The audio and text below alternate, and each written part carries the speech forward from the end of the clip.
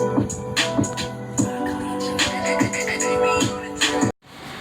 up, man? It's your boy. It's your boy Decopbo. Welcome to Late Night Confessions, by the way. And I just, I promised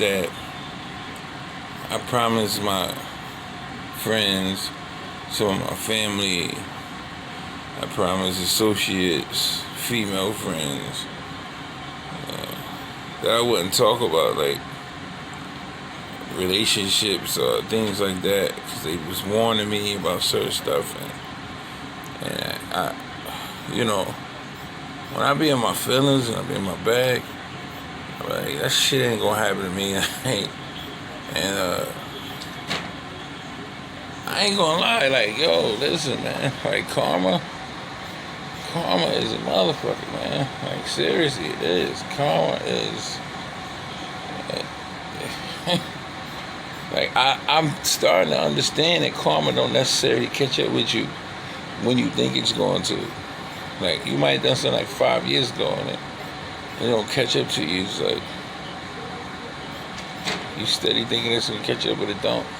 And, like, I can recall this woman telling me, like, and she had a right to tell me. I ain't gonna say who she is, but she had a right to tell me. And she was like, I can't believe you over me that fast. I'm like, what? What I was supposed to do? Sit around and, like, die? Or what was I supposed to just sit around and not live and not, like, be a person? And I know how she feel right now, man. Like, yo, I know how she feel. It's not that I wanted any of my exes to, like, suffer.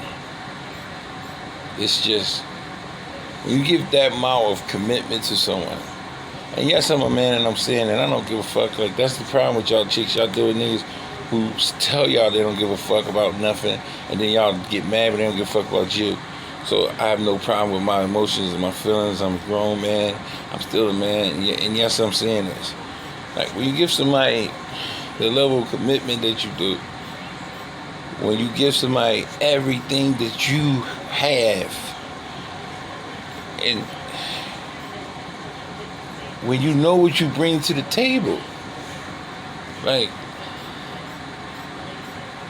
I know from the stories these motherfuckers tell me that I had to be in the top 5 niggas they ever had. And when you know all of this stuff and you put it together, and, like, y'all broke up and she got no type of signs that she's still, like, grieving, if you will, the death of your relationship. So, I mean,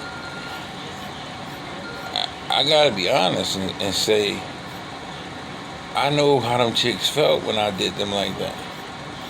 When I just was like, I had another girl a month later, 2 weeks later, I'm dating, happy, taking pictures of shit with other chicks. And I'm not saying that none of that happened to me. I'm just saying that, like, I feel that I was worthy of a little more grieving. Unless the chick faking. But see, we both public people. Meaning, like, we both maintain our sanity or get money from or do things where our lives are put on a platform where normal people go through their normal things and their normal lives in private.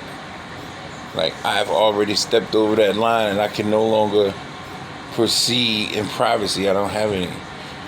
So instead of me, like, allowing the lack of my privacy to bother me, I expose myself, so I'm feeling as if I'm doing it for myself, but the reality of it is, it's going to come out either one side or the other. So I'd rather pimp myself before I allow somebody to pimp me.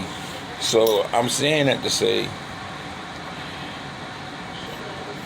For every woman that I ever left and didn't give her the justified amount of time that she deserved before I put somebody else in her place, I'm sorry. Because now I know how I feel. For somebody to put someone on your throne and your body ain't even warm yet. And your body ain't even rotten yet. You know, that's one of them Viking terms, like, you know, that's my show. You know. The king died and the queen had another fucking king in like a day or two. It was somebody else on the throne, and I was like, damn.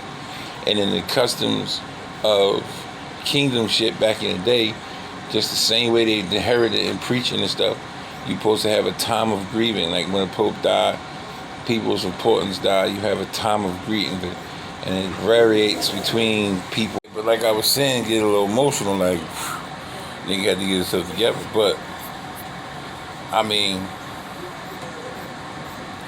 like I said, like they always had a time of grieving.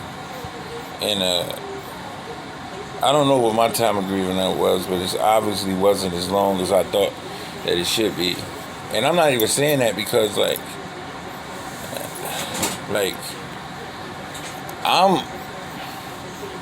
I'm not gonna say that. My next relationship is never gonna be public. You know, I'm never gonna put who I'm dating with on the internet or do something with. I'm never doing that. You know, but you know, I just say that, yeah, I understand how y'all feel now. You know, and like I feel free now. I feel free to. But that's one thing that it did. It allowed me to see like it's okay for you to do the same thing. Right? Because I listen. I'm gonna be honest with you. As soon as they found out I was broken up by every old girlfriend, everybody who was on my top while I was there, all was giving me the come over and chill. I know you need to talk to somebody. You're throwing a pussy at me. So, like, I could have been. I'm talking about the same night I could have went and hit something. You know what I mean? Just kind of dude I am. I'm not in denial.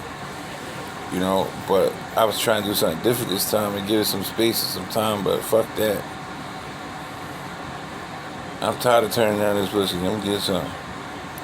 Let's be honest with you.